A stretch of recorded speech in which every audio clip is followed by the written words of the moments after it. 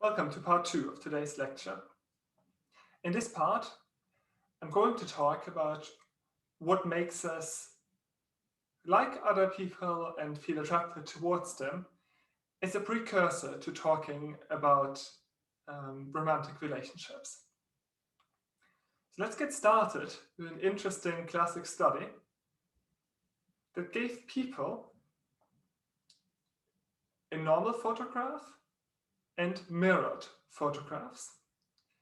They basically just asked them, which do you prefer? But the interesting twist was that they asked both the person portrayed on the picture and others close to them. So in the first round of the study, they asked friends and the subject of the portrait. In the second round, lovers and the person portrayed. So would you expect that it matters? The pictures are obviously quite similar to each other, but they found quite an interesting, distinct pattern. They found that people were a lot more likely to prefer the mirror image of themselves than the true image, the normal image of their friends. So the cell I highlighted here in yellow shows that that combination was the most common. Of course, there were other choices. Then they replicated the study, replacing friends with lovers, and the effect was similar. Again, the most common choice was for people to choose their mirror image and for others to choose their normal image. Why would that be?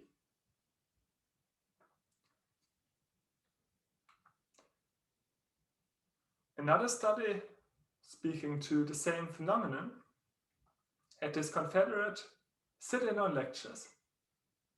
They didn't speak, were sitting in the front row of, I think, a social psychology lecture. And in the end, students were asked, given a picture of the person, asked, how much do you like that person? And liking clearly depended on exposure. Confederates who had been there for the entire module for 15 classes were quite liked. Those who had never been there were liked less. So that's what's called the mere exposure effect. That stimuli that are equal in all other aspects are liked more just because they're familiar. So at least before selfie culture took off, we were all a lot more familiar with our mirror image than our true image. See a mirror image at least once a day. A true image, at least in the 70s, a lot more rarely. Our friends, of course, are not familiar with our mirror image, so they like the true image better. These confederates, exactly the same people, were liked more just because they were in the class more frequently. There's some more recent research that suggests that this mere exposure effect can actually be used to counteract some level of prejudice, where they suggest that just exposure to people from other ethnic groups could reduce negative emotions. This incidentally might be one of the reasons why representation is so important, why it's so important in culture to see everyone on screen and so on. But what else drives liking? Another aspect is around reciprocity. We generally don't like asymmetric relationships. So Curtis and Miller ran a clever study where they paired up participants and told one of them randomly that either their interaction partner already liked them or that their interaction partner didn't like them. Then they got them to have a conversation, and afterwards, both of them had to rate how much they liked the other person. So when P was told that T likes them, they liked T better. That's the first bar. But also, T ended up liking them a lot better than if they were told that the interaction partner doesn't like them. Why would that be? The first explanation is probably not very surprising. That's what I already said about asymmetric relationships. It's not a particularly nice situation to like someone when you know that they don't like you. So there's this tendency to reciprocate. However, the other direction might be less expected. That T actually likes P a lot less when they believe. When P believes that T doesn't like them. And the title of the paper is actually Behaviors Make Beliefs Come True. So there we have an example of the self-fulfilling prophecy again. So we like others who like us, actual reciprocity, but also we can create liking by having positive expectations and, well, ultimately create dislike by having negative expectations. Now, what about interest in romantic partners? We discussed these two sayings actually in week 1. I think support was quite split. Which of the two you thought more accurately describes our preferences? So do birds of a feather flock together? Do opposites attract? Because there is anecdotal evidence for both. Most research into the psychology of attraction suggests that similarity really matters, that birds of a feather tend to flock together. The first study that made that claim quite strongly was Newcomb back in the 60s, who looked at university students in their residences and found that similarity strongly predicted friendship formation. However, he had 17 participants in that study. So again, one of the things when you read the article, you'd probably say, this is not a great study. When you read psychology textbooks, you'll find the references and might then come to cite these yourself. But even though the finding was shaky back then, it has been confirmed through better research. Interestingly, also among non-humans, so even chimpanzees seem to befriend those who have a similar personality to them. And that leads to a situation where friendship networks exhibit a lot of homophily, or exhibit evidence of homophily. Homophily is the idea that we like people who are similar. So when you map friendship networks, people tend to have many more friends of the same gender, of the same ethnicity, the same social class, than you would expect if those factors didn't matter. And there's lots of research suggesting that even in an age of online dating, lots of romantic long-term relationships still start between friends, or maybe with friends of friends, but in these existing networks. So that unsurprisingly, such homophily in friendship networks translates into homophily in relationships. However, there's now a whole new way to seek out similarity. In Germany, I came across this online dating platform. It really shocked me a bit by being so explicit. So their slogan is, find partners, friends, and soulmates who think like you. So no advertising, attraction, just similarity. A US version from the other side is this conservatives only, who have the endearing slogan of stop wasting time with undesirables. And of course, those two are extremes. But even Bumble allows you to filter by political affiliation to avoid ever having to consider dating someone who doesn't share your beliefs. So the tendency to similarity has probably always been there, and arguably we are accentuating it at the moment. What about other dimensions of similarity in online dating? Well, there's also quite a lot of evidence for ethnic bias. Mendelssohn's research there used a huge database of users of a US online dating platform, and they looked at explicit ethnic preferences. So when you signed up, you could enter preferences for ethnic groups. You didn't have to, it wasn't a required field. By default, it would say that you were open to anyone. But actually 60% of white users changed that, and explicitly stated that they didn't want messages, contact from members of some ethnic groups. A third of white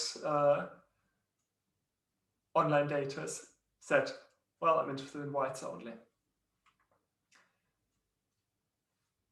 Among black users of the site, the pattern didn't look all that different.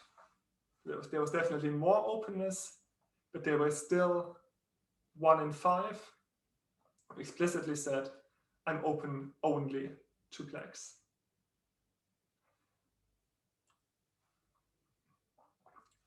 We should note that this is clearly pre-Black Lives Matter, but already in a time where explicit racism wasn't considered okay. So I would expect many more, actually, to just not put it down there, because you can also ignore messages on an online dating platform. But there's evidence for many people being willing to say, at least a couple of years ago, very explicitly, I have a racial bias in dating. Then they also looked at response rates to initial messages on the online dating platform and found a similar bias there.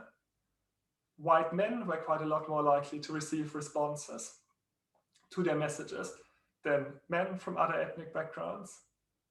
And conversely, black women were quite a lot less likely to receive responses than women of the other backgrounds, of any other backgrounds.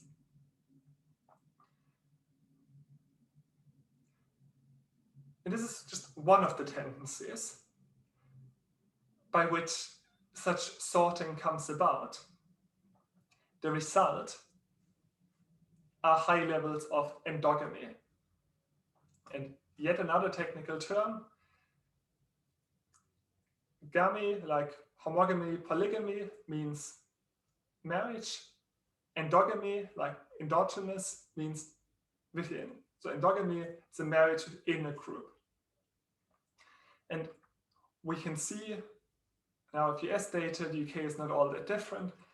We can see that in the US, just over 1% of cohabiting couples are couples between a black person and a white person, while we would expect that share to be about 7% if people just matched up without regard to ethnicity. Why would that be?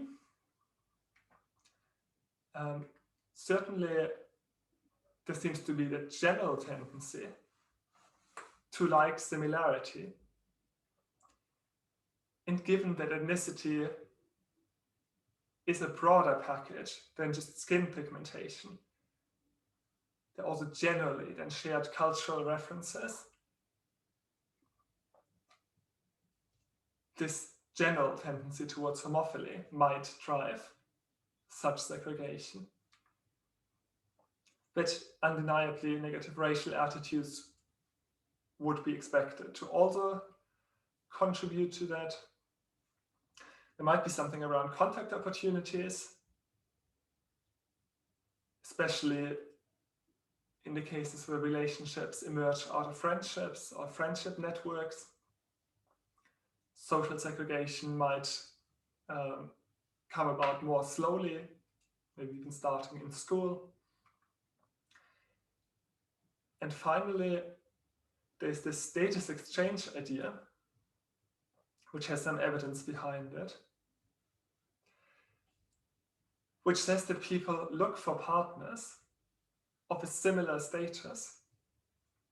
And in a society where ethnicity is seen as a marker, non-white ethnicity is seen as a marker of lower status, there needs to be a compensating factor.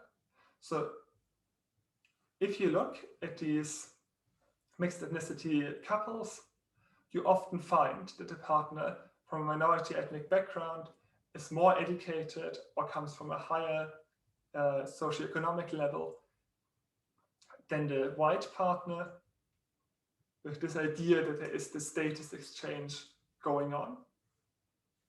A partner compensating, having to compensate for ethnicity with some other high status attribute. Irregardless of how this comes about exactly, many would argue that this is a problematic pattern because it intergenerationally continues a certain level of segregation. So it's important to understand. When homophilia is strongest, there is tendency to associate with those similar to us, and basically how it can be reduced a bit at least. Of course, apart from similarity, exposure, reciprocity, there's one more factor when it comes to liking, and that's attraction. In the next lecture, I'm going to talk about beauty, how psychologists think about it, what we know about perceptions of beauty. To wrap this up, just a set of findings that I find quite fascinating are that we typically don't directly perceive where arousal comes from. And that can then lead to misattribution. So there are studies showing that when particularly male participants engage in an activity that is arousing, like crossing a very scary bridge or engaging in physical exercise, and then come across a potential romantic partner, they tend to rate that potential partner as more attractive than men who arrived in the same place without the same level of arousal. So it's one of these examples where we might misinterpret our own bodily signals. And that topic about kind of how we get to know our beliefs is something I'll return to next week. For now, this concludes the part of today's lecture about predictors of interpersonal liking.